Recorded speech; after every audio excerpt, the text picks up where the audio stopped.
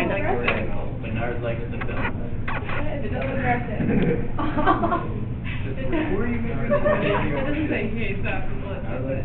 He thinks there should be a weight limit for leggings. I'm still confused for a little bit. That was a long time ago. Okay, how to find and interpret what's called the coefficient of determination. Sounds impressive, does it not? Coefficient of determination.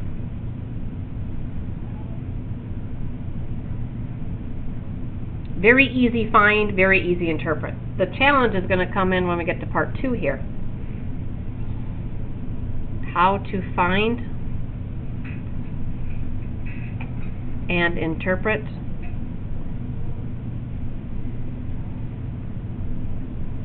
the standard error estimate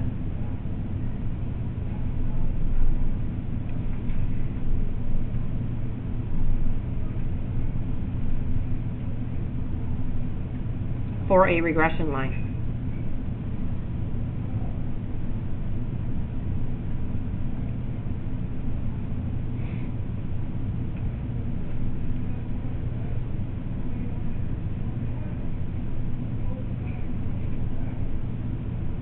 Alright, so we're going to talk about variation from the data point to the regression line. So we're going to look at one point, one specific data point. We'll say it has an x value of xi, x initial. Okay, and then we're going to put our trend line in here. So let's say our trend line looks like, I'll just eyeball it. Okay, so we would have a big set of data points, but we're only going to look at one. So let's say this was my data point. So its x value is xi. I don't know, I think I stands for initial. And then it would have a corresponding y value, which we call yi. Okay. For the trend line, for that same x value, we would have a different y value. It would be on the line. So there's going to be a difference, a vertical difference there. In a minute, we'll name that. But this ordered pair would be xi and then y hat I. Because remember, the equation of the line is y hat. And then, because of our formulas that are coming, there's a third y value, which is the average of all the y values in the data set, and we put that as the y value for this x. xi and y bar. Okay. So there's 3 vertical distances here,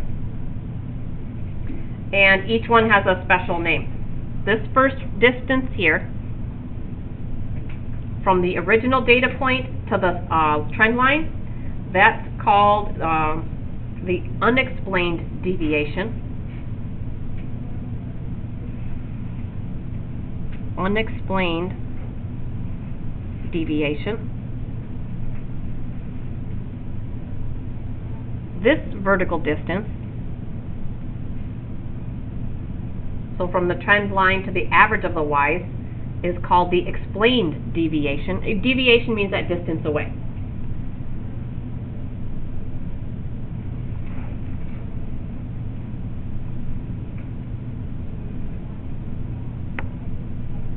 And then the only other 2 points we can compare the distance of is the original point and then this one with the y bar in it.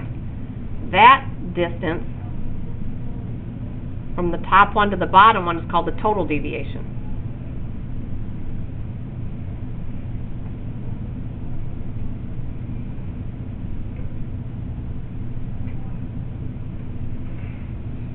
So, when we take those distances and square them and add them together, we create from deviations, remember standard deviation and variation, we're creating the variations. So we're going to talk unexplained variation, explained variation, and total variation just by squaring the differences.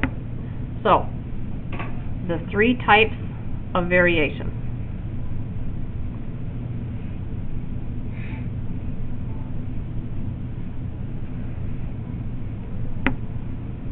The first one is total variation.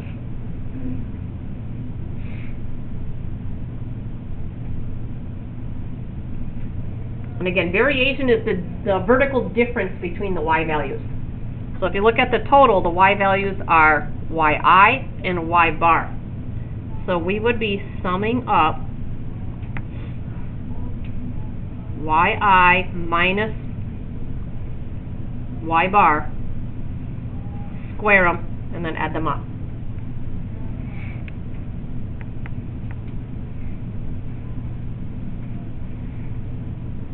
The explained variation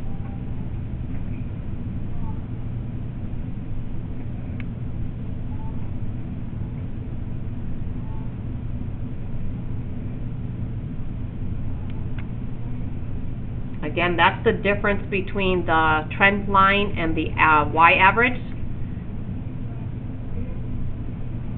So it's y hat value minus y bar value squared.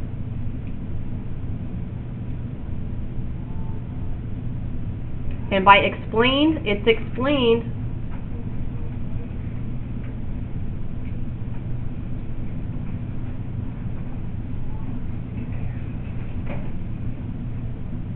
by the relationship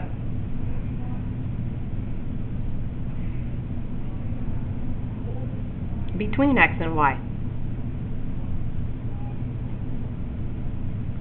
So if we say there's a strong correlation, we can talk about the amount of the relationship determined between x and y with this explained variation.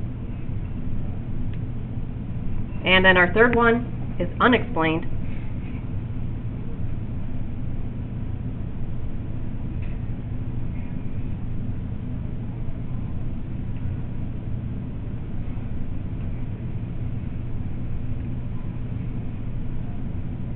And that's the difference between the data point and the trend line.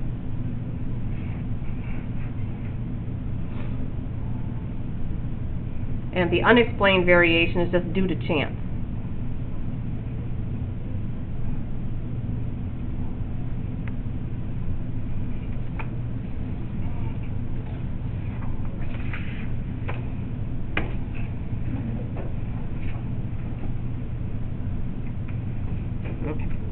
So all that's the vocabulary stuff behind it. Now we're going to do the two things. The first one is finding that coefficient of determination and saying what it means.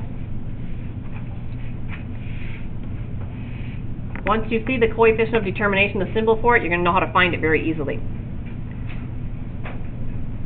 The coefficient of determination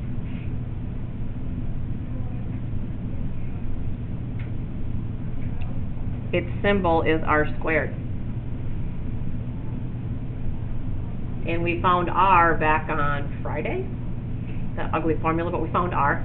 Just see an easy way to find r today too, by the way. And so we could go through the whole process of finding r and then squaring it, but what you're actually finding is the explained variation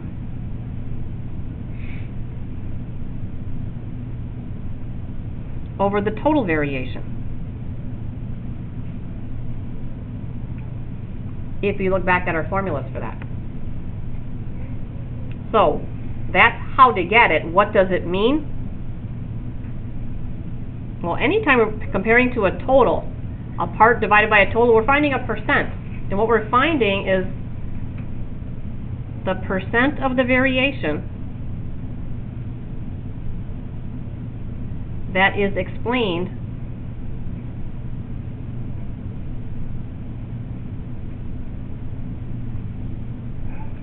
by the relationship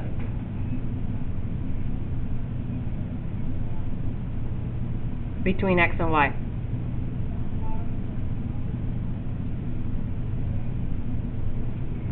So again, what does all that mean?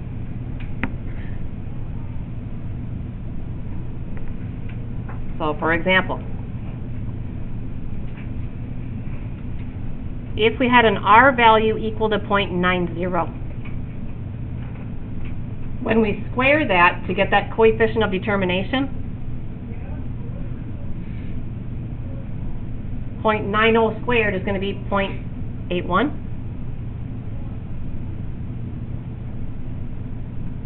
this 81 is giving me the percent of the variation that is explained by the relationship. So 81% of the variation is explained by the XY relationship.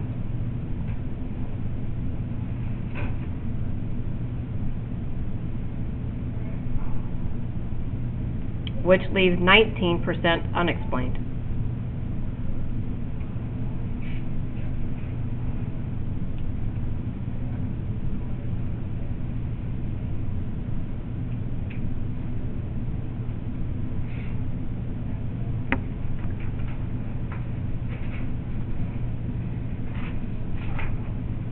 Alright, that's the easy part. Squaring the R and then telling me what the number represents. The standard error of estimate. Are you ready for this? Here we go. One.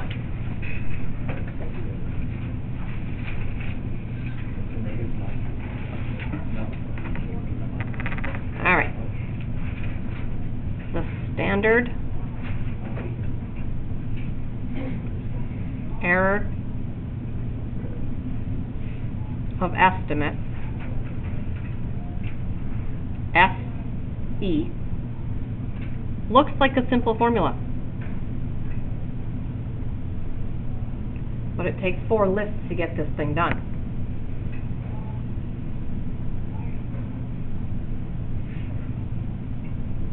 YI, so that's every single Y value from your data set, minus the trend line Y values, squared, divided by n minus 2.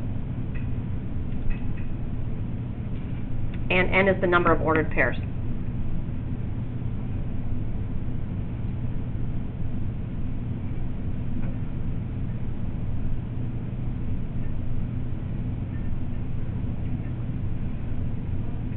Alright, here we go. Here's the steps, 4 steps. First thing you're going to do is put all of your x values into list 1. Put all of your y values into list 2. Remember, this y hat is all of the y values from the trend line. So was it yesterday we found the equation of the trend line, and it was a big long process? You had to find the m, you had to find the b. Well, today I'm going to let you use technology to find it, so we don't have that much to do. You just get to start here. So the way you can get the calculator to give you that trend line for all the work you did yesterday, so you'll be able to use it on a quiz or a test to check anyway, but you have to show me all the steps, is you're going to do this. So y hat is going to be found by doing, and I'll tell you where this is at, linear regression, L1, comma, L2.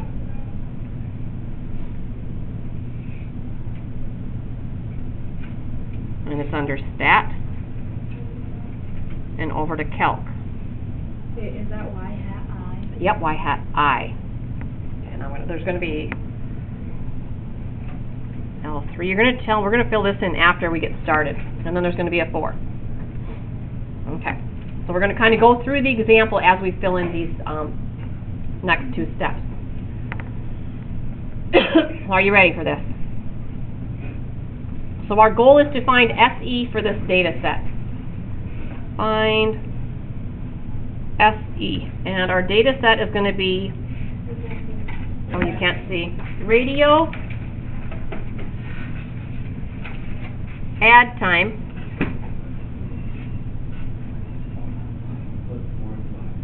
in minutes. So you're looking at, they're collecting data. If we put this much advertising out in a week in minutes, how much are we taking in sales for the week? Okay, so they did this for 8 weeks. So the first week, so this is sales in hundreds of dollars. So 15 minutes brought in $2,600. 20 minutes brought in $3,200. 20 minutes, $3,800.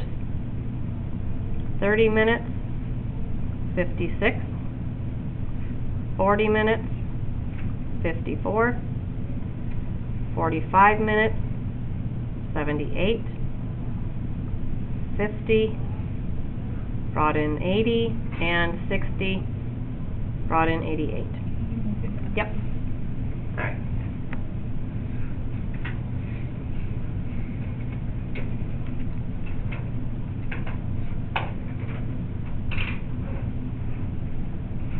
Okay, so first thing we need to do is get the equation for the regression line so that we can get all of our y hat values for our equation.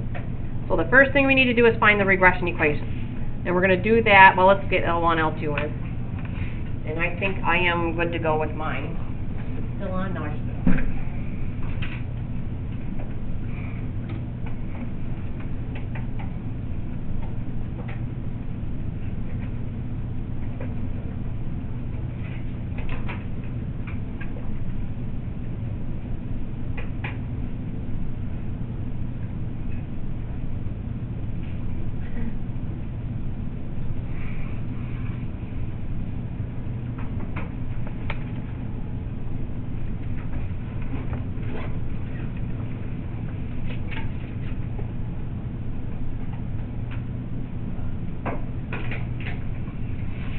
Okay, ready?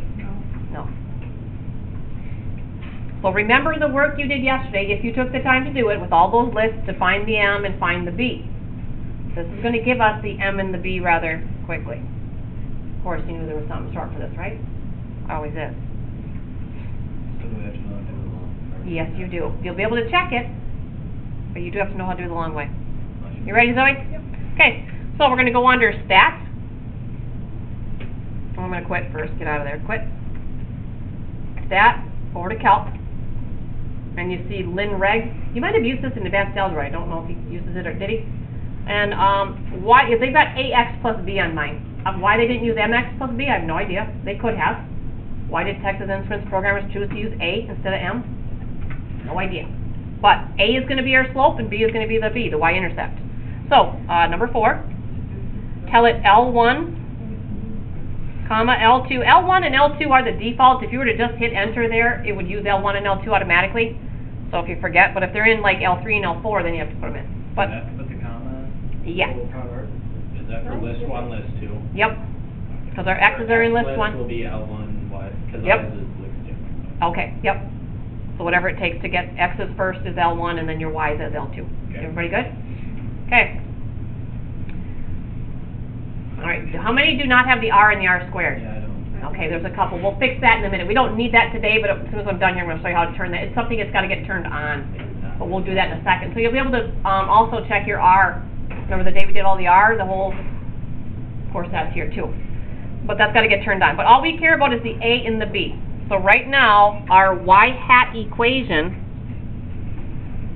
is, the slope is 1.41 x plus 7.31. Are we in agreement there?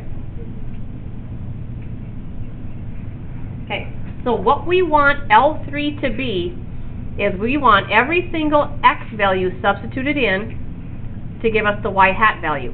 Because we want 3 to be the y hat when I plug these in. So what's a quick way to get L3 to do that? How can I make the calculator substitute these x's into here and then show me the y's?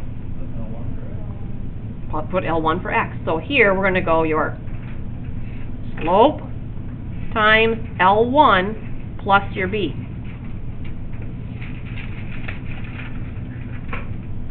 So we'll go back to stat, edit, go over to L3. So our slope is 1.41. We wanted to put L1 in for the x, and then add 7.31. And for homework, all you need to show me is the first one and the last one. You don't have to write every single, that's just obnoxious. So this is 28.46, just like at the beginning of the year, when we were doing variance and standard deviation, and 91.91. Okay? So we have all of our y hat values here. Now let's go back to the formula. You're going to tell me what to do for L4 here.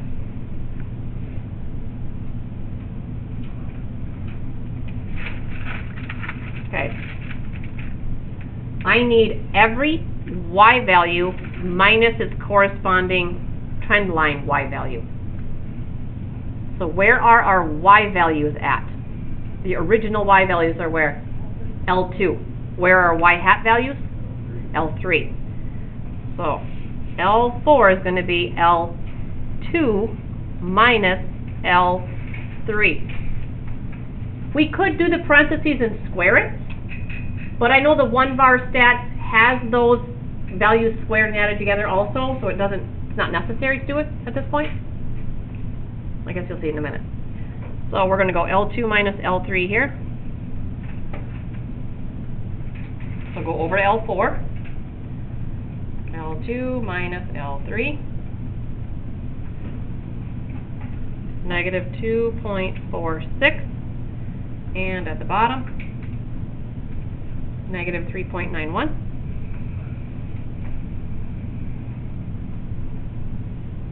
So, to get the SE, okay, if we want the sum of those differences squared, run one-var stats on L4.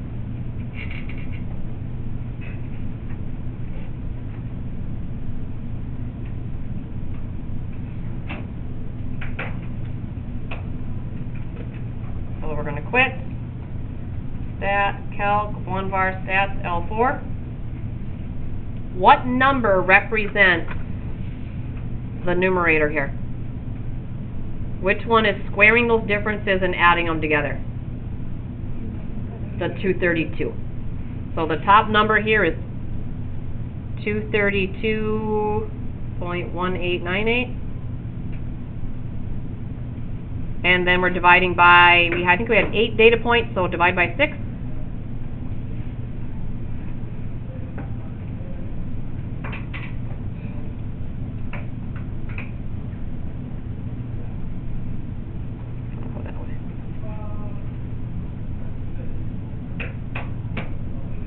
So I'm showing you one-var stats L4 is where this top number came from.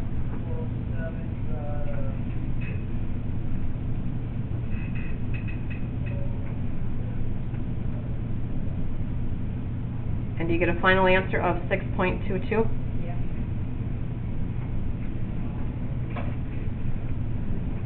And what that's giving us is essentially the standard deviation of the differences in the vertical distances is what that's doing. That's obnoxious, is it not? Okay, I know, there's got to be a point, right? Why is that? I'm thinking those actuaries, I think we're at the point where the actuaries are using this stuff. I'm not sure what the practicality is of it, but we'll do it. Okay, I've got a couple for you to try. Please. Show the table. Just a couple, I think 3. Page 448. The third time you do something, it goes pretty smooth. 5, 7, 9, 10, 11. I think 5 and 7 are squaring the R and telling what it means, and then it's 9, 10, 11 are the...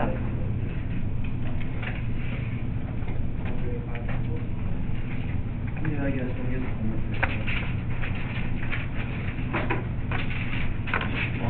Show me the table.